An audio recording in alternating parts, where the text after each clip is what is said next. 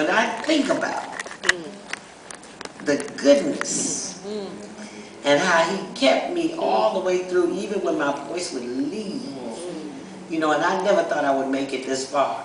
When I got to Atlanta and the people jumped to their feet, I cried like a baby all the way down the stairs. Because I felt like I had been a part of something and created something that usually if you do something like Carousel, somebody else has created it already. Yeah. You know, if you do something like Dreamgirls, somebody else has done it already. No one else had done it. And I got a low voice, so I'm usually coming in and have to make an adjustment with the vocal because somebody like Shirley McLean or somebody sang the part. But this time it was me. And they got to come low now. Okay, Yeah. okay. So that was about the most exciting night for me. Broadway was good, but nothing topped Atlanta for me. Because it's the first time, you know, when you're doing comedy, you can't get a sense of how you work in the rhythm until you get a house. Because if you're in rehearsal, they'll laugh the first 2 days maybe, but then it's, you know, they learn. So it's hard for me to I can't keep working with the cast until a house gets in there. Then I know if my rhythm is hitting, you know. And once I got to that Atlanta thing, and they jumped. I mean, they jumped before we finished our man.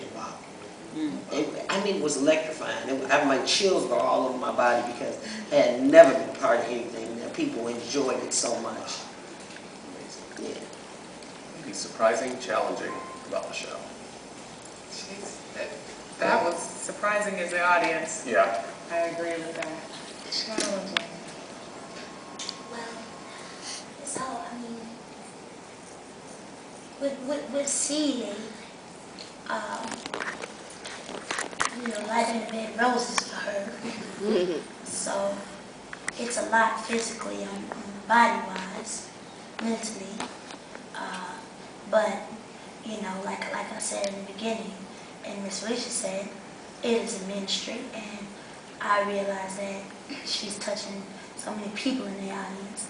And I find myself sometimes when I'm down on the floor scrubbing, like, okay, Lord, I'm tired, but it's all right. Somebody's being touched, and it's not the easiest role to play, but I'm up for the challenge, and as long as he gives me the strength, I can do it. And by the end of the night, when she hits, I'm here. Oh, right.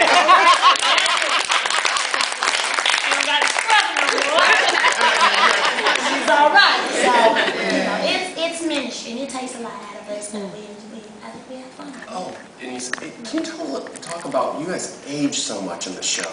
It's one of those, and I don't know if people realize how much, it's not just the makeup, it's the physical, it's the voice, it's your singing differently. How did you guys prepare for that? Do you have a dialect coach? How was movement part of the rehearsal process? You know, we all did our individual preparations for it. I think there was a dialect coach that came in at one point. But I think we did our own individual work. And it's so interesting when you're true to a character.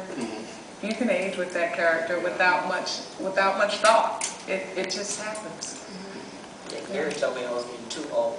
Oh. And he said, "Would you not get so old?" I can do that. And the costumes, you know, that helps. You know, you look at yourself in the mirror with gray hair and all of that. It definitely helps. But we kind of did our own work on that. I'm glad you saw it. Yeah, no, it's amazing. Because sometimes, go ahead.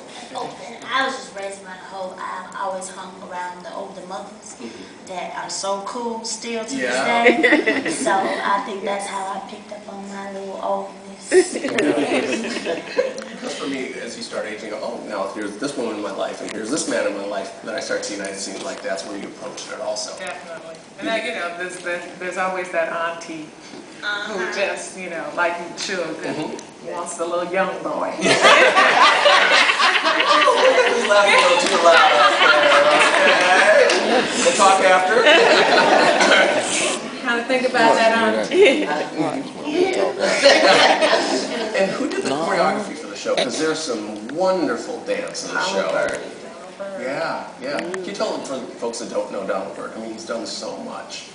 He's mainly from the concert dance world, not so much theater, although he's doing more and more theater now. He has this new piece coming out called White Noise that's supposed to be wonderful. But he's from the concert dance world. I mean, he's very well known in the concert dance world. Which is a little different than typical musical theater. When those people do Africa, you know, some defy gravity. When they flip, and you know, I mean, it can really be an experience. But they listen, they deserve a lot of credit that they don't get because their bodies take a beating. You know, Single night. And what an amazing, I mean, can you imagine, it's one thing musical theater to have to act, sing, move, but to have to act, sing, move, and flip. Yeah. You know, it's just, you know, they really, and a lot of the dancers, a lot of our dancers also come from the concert dance world. A lot of them dance with Alvin Ailey and transitioned into musical theater beautifully. A lot of them understudy major roles in the cast, and so we just have an amazingly talented cast that I wish you all could meet because, you know, just they deserve a lot more credit than they get. I think also, same with Springs Awakening, which playing here, Bill T. Jones, another concert dancer, another African-American dancer, thank you,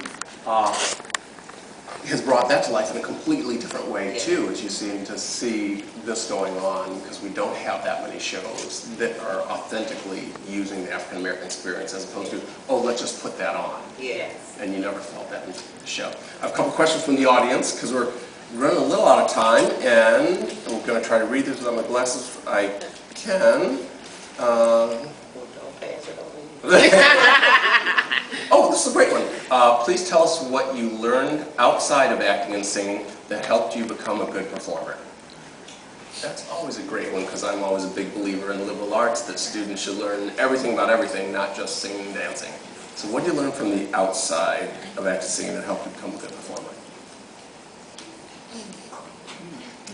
I think, you know, well, my degree in college is in sociology, so psychology, sociology, and that was the best thing that could have ever happened to me. My parents said, absolutely not, you can't major in theater, absolutely not. I thought, well, are you crazy? I've wanted to do this for my whole life. Now I get it, because that definitely, looking at people, wondering why they behave the way they behave, that really does speak to me as an actor, because that's what you do with a role when you get it. You wonder why they would behave the way they behave. So that, and then also, I think having a compassion for people.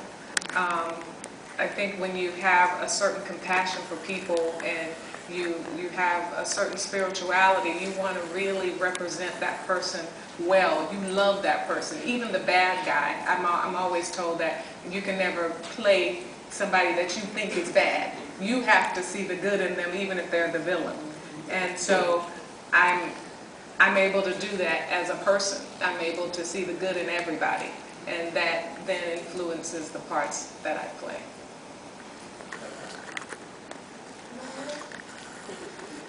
I would have to say mine comes from the struggle, the things that I went through, and some of those things were my own choices, my bad decisions, me thinking I knew it all and I didn't, but I put all mine in from what I've been through.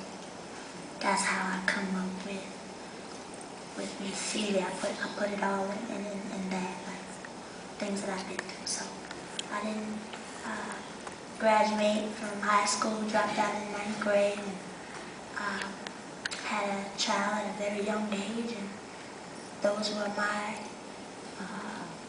foolish mistakes, and my child definitely is a blessing to me. Yes. Let me say that, and she changed my whole life. When I had a daughter, that is, and it's different when you have a daughter, because she's watching mommy and she learns everything from you.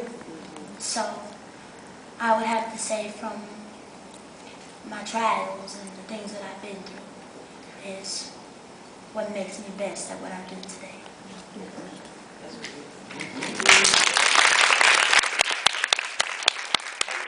The balance the balance